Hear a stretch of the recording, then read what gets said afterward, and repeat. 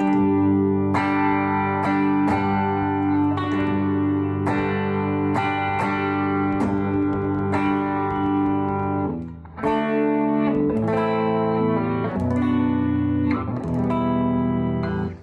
just testing the tuning on this beautiful Paul Reed Smith McCarthy 594 guitar of mine. The last 2 to 3 years, I've really been struggling to have it as close to perfect intonation and tuning as I could. Now,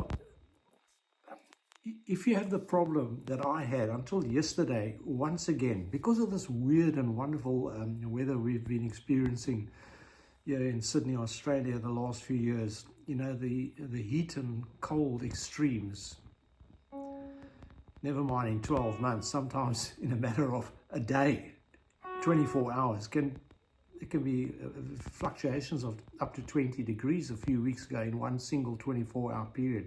Quite frankly, within 6 hours, we had one day like that. And it's insane. You know, you're going from like 39 degrees centigrade to 17 and even 13 degrees centigrade within a period of 4 to 6 hours. It creates havoc with the atomic structure of the guitar's neck, if you care, which is made of wood. And there's, in the case of this beautiful guitar, I understand there's 2 metal rods known as truss rods. So for those of you who don't know, underneath this metal plate here is a screw there that you turn out to remove the plate, and then you'll see the sort of reverse Allen key housing there, and they give you an Allen key. It comes with the guitar. Now remember, if you're looking down, in that you'll be working from this end, from the headstock. If I turn clockwise, or in other words, I'm turning to the right when I'm looking down at the guitar like this, to the right, tightly, you're tightening the truss rod, and be very careful because of this dual rod mechanism.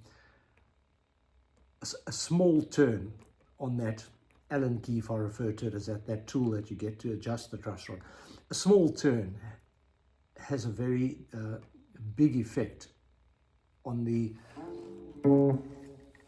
straightness or the curve in the neck, and you can snap the neck, I'm told, if you turn it too hard. So just be micro adjustments when you're turning on that key.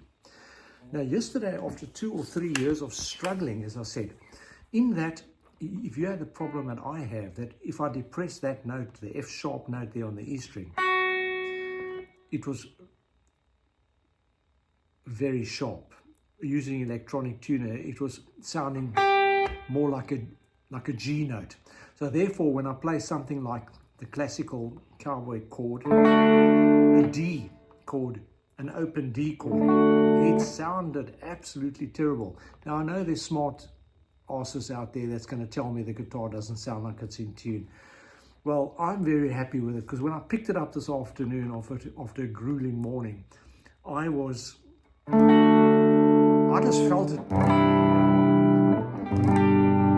It sounded beautiful to me, and in my hands, it just feels right. Less than 24 hours ago, when I picked it up yesterday, it sounded, the tuner was saying it's in tune, but it sounded awful. So if you know what intonation is, it means that when you depress, I'm using the E string here as example, from an open E to at the 12th fret, you should have exactly 1 octave. You use the electronic and try and get it precisely on the E note. It shouldn't ring sharp or flat. Now, if I do that with a tuner, this guitar, each individual string in standard tuning, E, A, D, G, B, and E, is perfectly the same as when I play the open strings. And that is adjusted, as you know, by adjusting the saddles. There's little screws at the back there. When you turn them to the right, clockwise in other words, sitting like this, and you turn clockwise, like tightening the screw, certainly in the southern hemisphere. I'm sure it's the same in the northern hemisphere, unlike water that runs out of a tap. You turn it to the right. What will happen is that saddle will move backwards, because the screw will go into that little brass saddle, and as you tighten the screw, this little saddle will move back. You therefore lengthening the distance from the saddle to the plastic nut up here. Therefore you're increasing your scale length of the string, and therefore if you think of the physics, the string's longer, the note will go lower. You know, like, think of it this way. So where I'm depressing to the saddle, I'm shortening the scale length. If I go that way, I'm increasing the length. You follow? So if you depress your E note there, and it's ringing sharp, like sounds towards an F note, or if you've got electronic tuner, it shows you that it's definitely sharp of E, then you would be turning clockwise to increase your scale length. And if it's ringing flat, like to an E flat sound, you would turn that screw until it,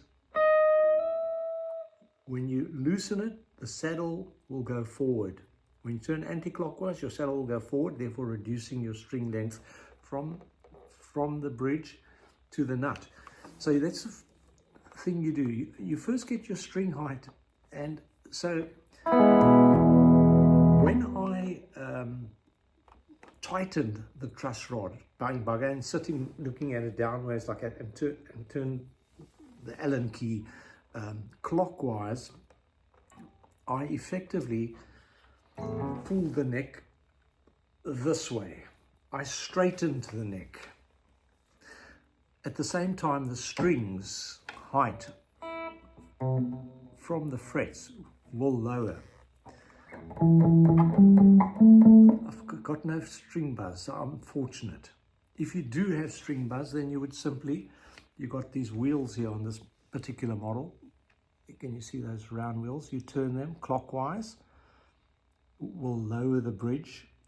Anti-clockwise will raise the bridge. But loosen your strings first, because the strings are going to make it difficult for you to turn on those wheels. Okay, so that's the secret how I got my F sharp to ring like an F sharp, and likewise the D note was sounding more like a D sharp, or halfway between. And that's about as close as I could get it. Now I like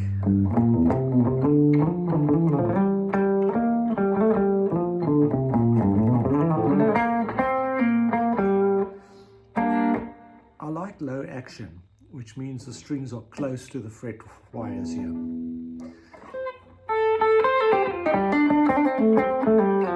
I like playing a lot of lead guitar. Some guitarists don't like it, but that's a personal feel for you. But to me, it appeals. Now, I just watched a Rick Beato. Sorry, I just got a message while I'm talking. Sorry about that. I just watched a Rick Beato video, and he's had, like, within his first 12 hours, he's had something like 36,000 views on how I would relearn the pentatonics. Now, I actually made a video yesterday, which I deleted,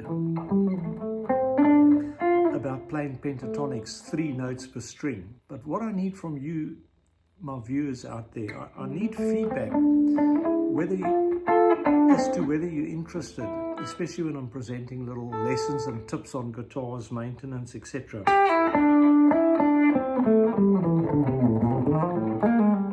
Is that the sort of stuff that you'd like to see from me? Because I'm sharing with you stuff as I'm growing. Not my audience, as I'm growing as an individual on a guitar. And I've just met with a client an hour ago, and I told him that, he asked me if I still playing my guitar, because from 20 years ago he had been to my home and saw me trying to play Black Knight.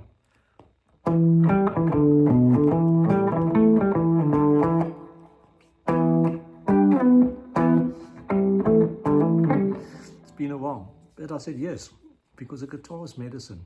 It's good medicine. It's Monday, yeah, and I've just had a grueling morning, but I'm not quite in the groove yet. But when I pick this guitar out the box now,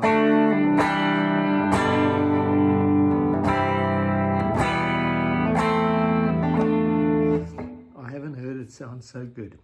And what I'm referring to is not so much the sound coming out the amplifier. I'm playing a very soft volume here, but I'm talking about the fact that it sounds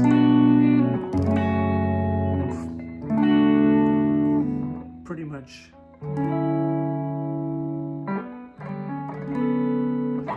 in tune.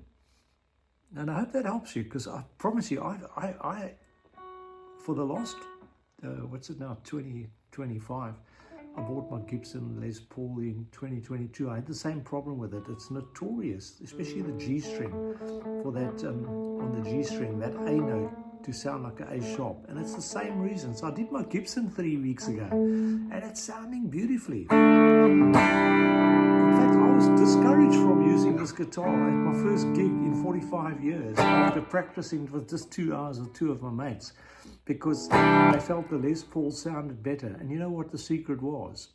It's because I had intonated the Les Paul 3 days earlier. Now they could hear it was out, you know, even ever so slightly, but it has a dreadful sound.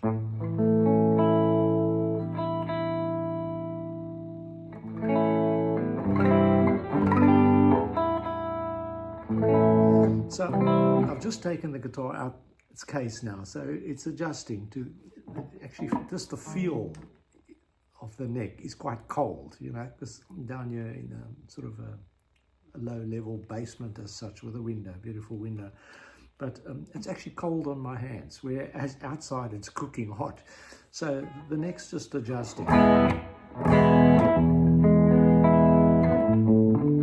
But